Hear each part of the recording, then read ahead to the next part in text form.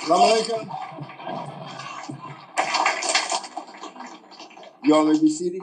Yes, sir. It's beginning to look like somebody wants to talk to me. Looks good. Thank you all for coming out. Well, I kind of missed you, so I thought I'd come out and lay eyeball on you. The brothers, the word must be getting around. See, more and more brothers are showing up. This is wonderful because it's time. There's so many things I would like to say. Of course, I've already said them. I'd like to say it again. I was listening to the tape this morning when we were in Chicago in 95. You know, it was quite inspirational. It was to me. I don't know if you all still have the tapes or not. Do you all listen to the tapes? Yes, sir. They seem to be so timely. It looks as though that what I stated during that particular time is actually coming to pass.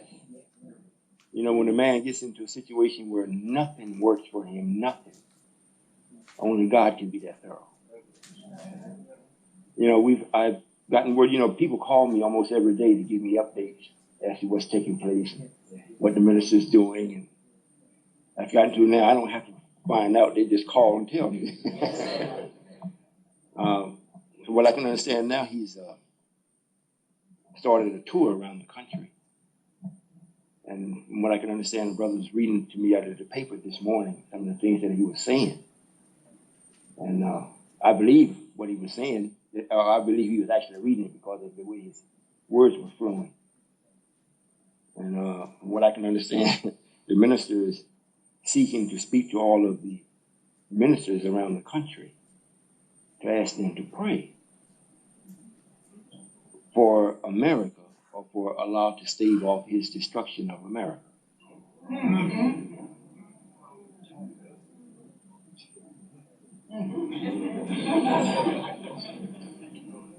That's something that's already set, and it's not going to be changed.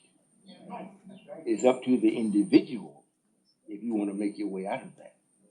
You know, there is a door that's open constantly, and if you decide and make a decision to go through that door, nothing will happen to you, even if you're standing in the midst of the destruction. It'd be like you're home in bed. So that, you know, this country hasn't performed any duties or anything that would warrant saving it. Naturally, we're not going to destroy the land or the water. However, all life forms and activities that's on it or that the land supports, other than the righteous, we will have to do away with it. You know, it's too thoroughly indoctrinated with Satan. And that's one of the things I wanted to speak to you today about, because it appears, well, it's not appearing, it really is. We are right at the door.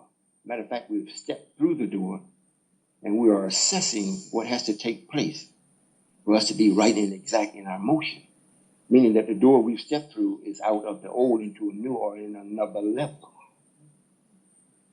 We've actually stepped through it. If you're with me, we're through it now. And what the devil does, or Satan, he always attacks you as soon as you get in.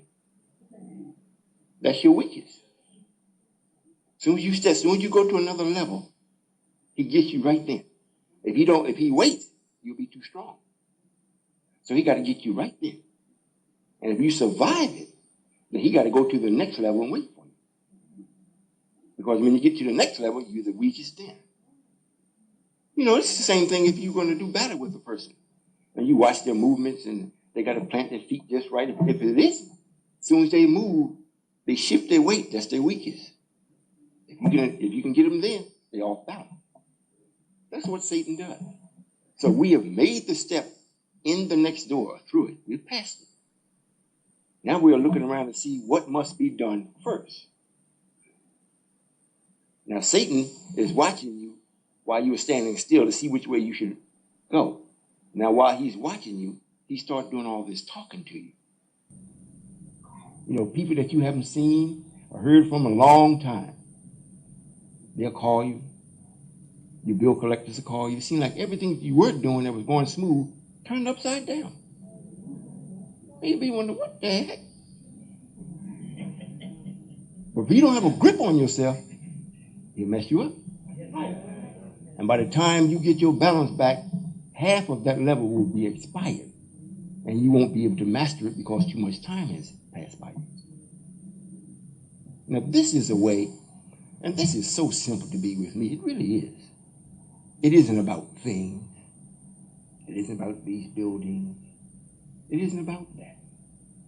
It's about how you are able to assimilate or to accept truth. That's what the whole thing's about. Not how I am. Each person. For Satan has a personal relationship with you the way that I do. It's just that he lies to you all the time. I don't. However, since we're in this society at this particular time, there is more of him speaking than it is of me speaking. So if you don't hold on to what you hear from me, that is a part of you. You don't hold on to it and magnify that, for surely Allah, thou art praised and magnified. You have to hear it and then magnify it in your mind, in your actions. And everything that you do and everything that you hear outside of me is him. Now, this is how you avoid him. And I hope you listen. Well, it's easy.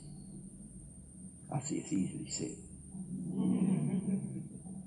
What comes into it that makes it hard on us is when you apply your feelings, your emotions. I can't too much blame the sisters because they are emotions and feelings. However, they have a gauge or a permanent vow with them. And they take it with their husband. We're supposed to be able to take the water splashing up against us and we don't move. You know, after water hit us for so long, then they back off and 6 hours go the other way. You know, the tide goes in and comes out. Goes in and comes out. You know, you can be nice and sweet by the time you go to bed. You wake up in the morning, you wonder, what happened? I don't know why she's angry. We didn't even talk. We sleeping all night. And she may have woke up and, you know, seen the way you were smiling before you woke up. Uh-huh. But what happens is, these things happen. And it's for real. What we do to be successful, Satan is always speaking to you. As soon as you start to entertain that thought, is the doorway for him to really speak to you. It's because you gave him permission. You know, I see sisters do this all the time. They have the children. The children just be talking and calling them and pulling on their dress and everything. And they talking with somebody. It's like the child not there. I mean, looking, how come they don't answer that child? You know, they just be talking, mommy, mommy, mommy, mommy, mother, mother. And she's talking with somebody else on the phone or she's doing something. You know, she may be humming or so on. The child is going crazy trying to get the mother's attention. The mother acts like the child's not even there. You do the same thing with Satan. When he talks to you, you hear it. But don't entertain not 1 second. I'm going to think about this. As soon as you say, well, let me think about it, all your thoughts are going to be his. And the conclusion you're going to come to is his. And it's going to be against you. And you're going to find out, darn, things just not going right. You know, I know Allah is Allah, but with me, I don't know. Things just... That's how you stop it. When he whispers and you know it's not right, don't even think about thinking about it. Now, this is what he'll do. Are you all understanding? Yes, sir. This is what he does. Even you say, well, this is what I'm going to do. And as soon as you make your mind up, that's what you're going to do. He hears it. Because he's right there. You can't block him. He hears it. So what he'll do, he'll get somebody that's in your family or somebody that's close to you that haven't made their mind up to do that, and he'll send them to you. Yes, sir. They may get in a terrible argument with you just to make you drop that decision you made. Now you're going to start listening to him to get back at the person that came at you. Whether it's the captain, the lieutenant, squad leader, brother, sister, mother, daughter, wife, aunt, or the devil himself. He's using all these people because it is you that he's got to get now, because everybody, 99.9% of the people didn't make that decision. So he got those many people to come against you. I hope you're listening. Yes, sir. Because it's very simple. At the same time, you got to know that you know. If you don't, he'll get you. And before you know it, your temperature is going up. You know, you're getting all nervous. You break into a sweat. You may use a few colorful metaphors, you know, to make sure that the point is gotten across to whoever's nagging you, that they have reached your last nerve.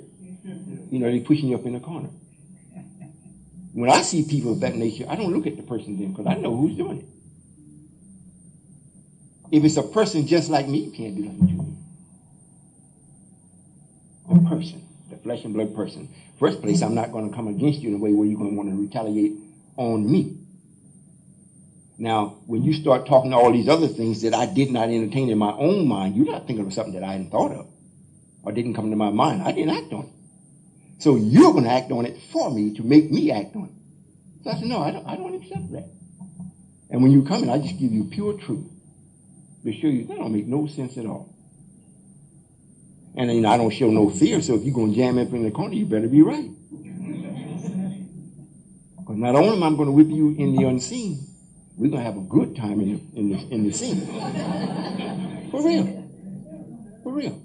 When you stick with being Allah, as much as you know how to be, according to what knowledge you have, and when Satan comes against you, he's very, very wise. Very wise. His whole object is to get you off balance. If you can always maintain your balance, he can't do nothing to you. Are you all listening? Yes, sir. Now, if you slip for a moment and have to grab your balance back and find he's right up in your collar, believe me, he'll back out.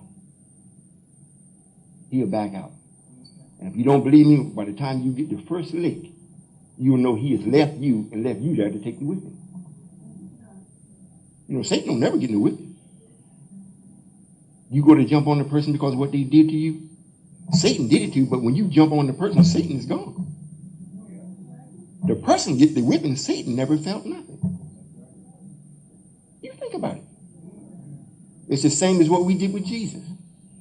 When Jesus decided to obey God and leave these Jews alone, because what he was teaching was 2,000 years before the time of it to be done. So since he decided, well, I'm not going to live no 2,000 years, not that I couldn't, but I don't desire. It is not my will to live 2,000 years in this misery, waiting for what I know to come true. I'll die and come back. Follow? Yes, so he allowed himself to be killed. However, because he did that, we took him before the death blow struck him. So we being alive, we never felt it either.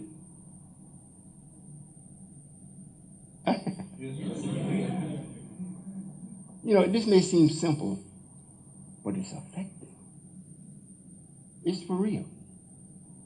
And when you want to be so particular and so proper and so exact on other people, you're in error. Because what that does, it makes you to see wrong. Really, you're looking for Satan. And believe me, he don't mind showing himself to you. Yeah, when you're looking at everybody else to see if they right, Satan he's not going to let you see them right. Because he don't want you to see right. He wants you to see him. So naturally, you're going to find something wrong. Brother ain't got his glasses on right. You know, his pants is too short. You know, he didn't shave. You're going to see something wrong. What you do, you look at yourself to see if you're right. And when you do that, then Satan don't have no power over that. Is it too warm in here? If it is, you can turn the air conditioning up some. I see some of it half sleepy or whatnot. Do we have any visitors today?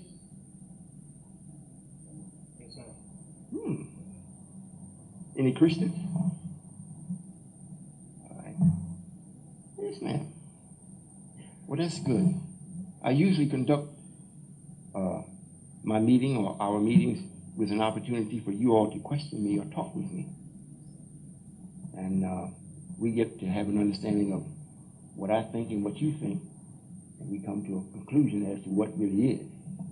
And that's the way we usually do. Are you the brother from Richmond? No, sir. Yeah. Did the brother from Richmond make it here? He made it here? That's it. Did you see the program in Richmond? No, sir. A couple of days ago. On television. All right. I just wonder how did you find? Yes, sir. You come on the program with Brother Muslim here? Yes, sir. Yes, sir. Are you? Came with Brother Muslim. Oh, you see? Ah, yes, sir. Yes, sir. All right. Yes, sir. Well, I'm glad that you all did come. This is something that you all should take in and let everyone else know, even if you don't know how to explain it, that God is here and he's a man. You can talk with him. And I am doing exactly what is written that God would do. I'm actually doing it. However, if you are living in spookism or living in fantasy land, you won't know that because you can never get to the root of fantasy. It has no root.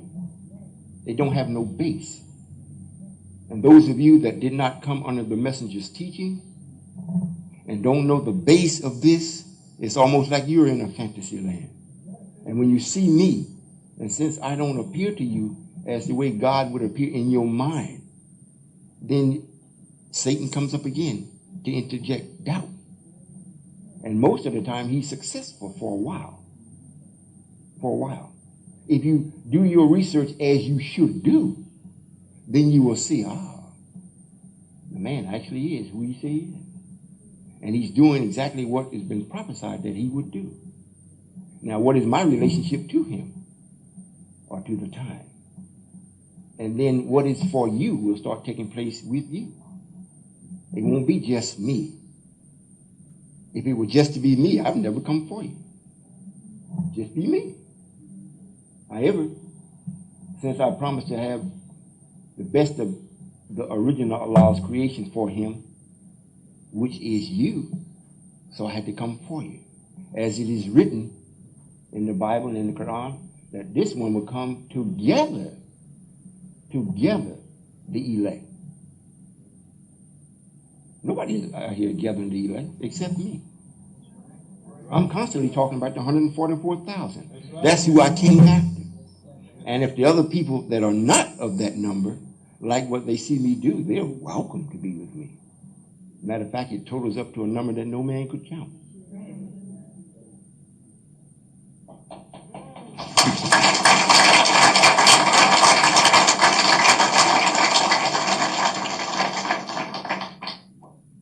I would like very much for you all to really, I'm going to say ponder, but study this concerning you and Satan. We are in this now, and as long as we step through the door, and if we are confused, we can't get anything going. And what we had going, we'll lose that. You understand? Yes. Because what propelled us to the next level was because we mastered the one we were on. And it supported us to take the next step into the next level. If we get there and ponder and wonder and doubt and have all these different things about us that are not sure, the ground that we left when you turn to go to that is like it's gone. It's vanished. It's almost like you have to start all over again. And that thought that Satan would have you to do is like, oh, God, I don't want to do that.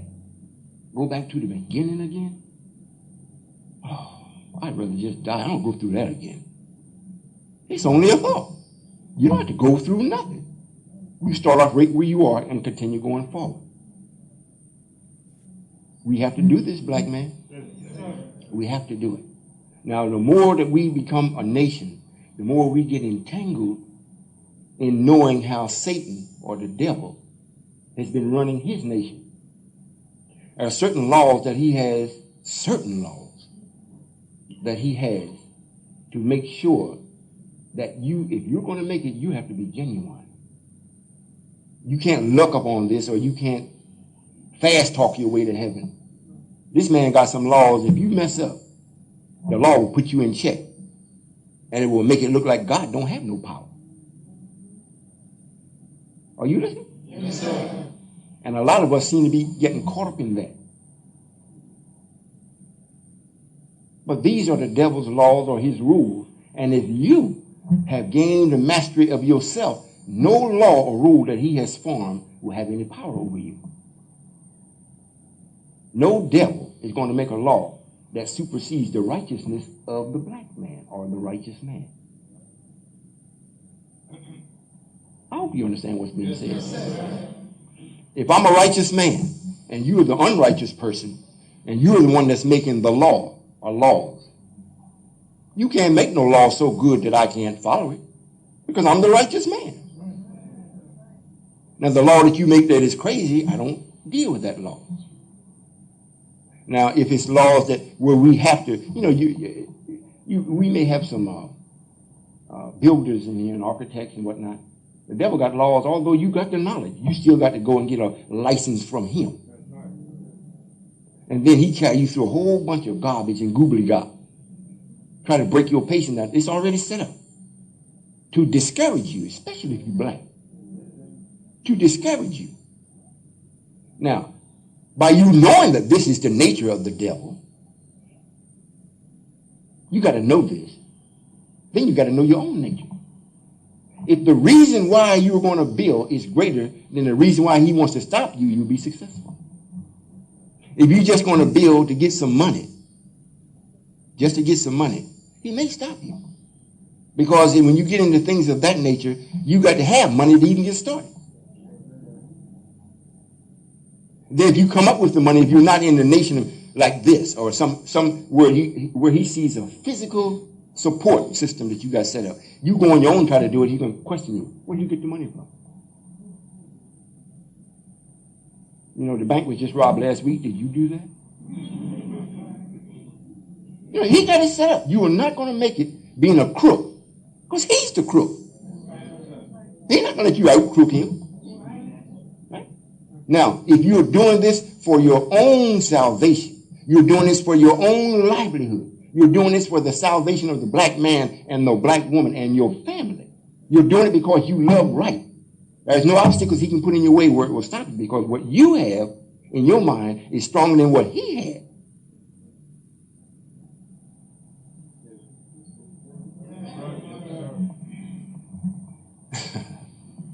I don't know, the minister called this morning, Minister Derrick, that is.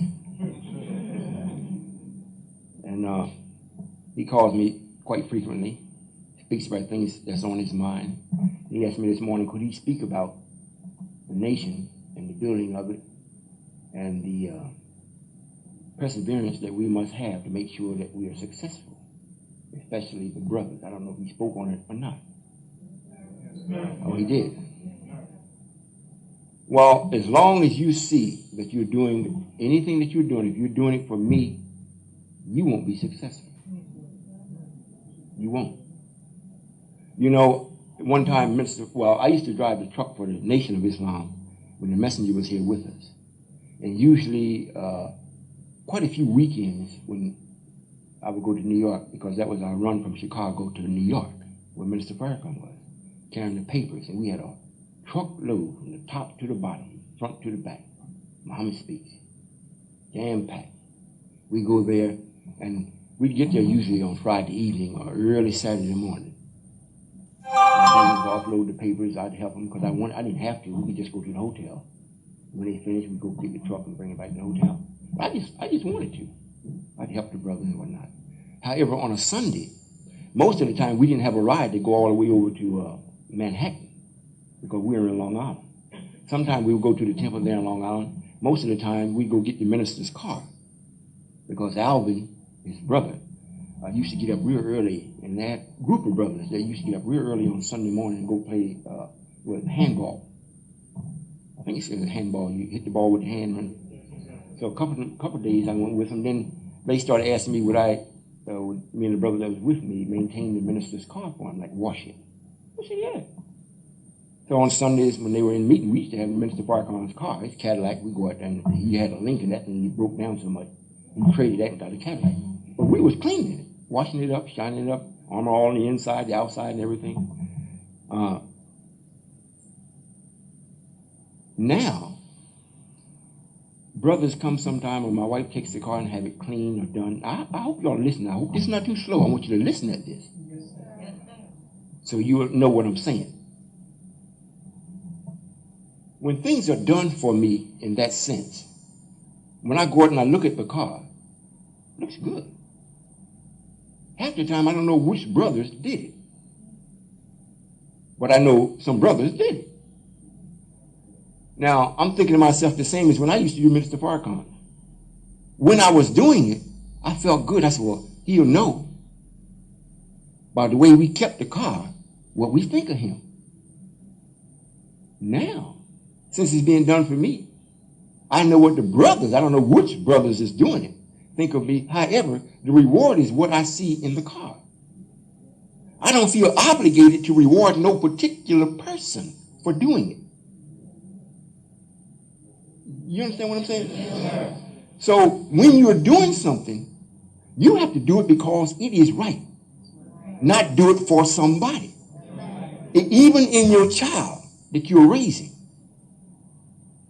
you don't do it for the child, in a sense for the child. It is your duty and your obligation to do it because the child must be given what it needs to grow up properly. Now, most of the time, the parents do it in such a way when the child grows up, they want to make the child feel obligated to them for what they did. That's an error. It really is. It's an error. If you brought the child up right and didn't let the TV or Satan or the devil bring the child up, then the child will grow up knowing that it has an obligation to its parents in the way of truth, not obligated to the physical person of the parent. You know, like every Valentine's Day, every birthday, they got to get a present. You know, I'd much rather you come on a cold night in hell and bring me a blanket. And when Christmas comes, I don't even see you. I feel better that way. You see what I'm saying? Because you brought something that I needed for my comfort. Not necessarily for me, then I have to feel obligated to you to return the gesture. No. And this is what Satan is doing with us. Mother called me this morning. I'm looking for some people that are really management material, leadership. I mean for real. I don't mean that you're going to come and manage something for me. You're not doing nothing for me. I'm doing everything for you. And the everything that I'm doing for you, those of you that have really made your mind up to do certain things, I make sure things don't happen to you that's adverse to your well-being. I do. And you, in doing your duty to yourself for life, for your own life, and those that you're responsible for, the reward in that is greater than the personal me. It is. It always keeps you free. When Satan goes to talk to you, you know, if my wife comes to tell me, well, so-and-so and so-and-so is the case, you know, and I cooked your breakfast and you tell me how good it is, whatnot. I mean, how come I can't go get a pair of shoes? I'd feel much better if she tell me, well, listen, I need a pair of shoes. And I said, well, what about those 30 you got in the closet there? Well, they're good, but I need a new pair. I like to keep having things new. Don't mention what she cooked for me. I don't want to hear that. You know, that was understood when you said I do.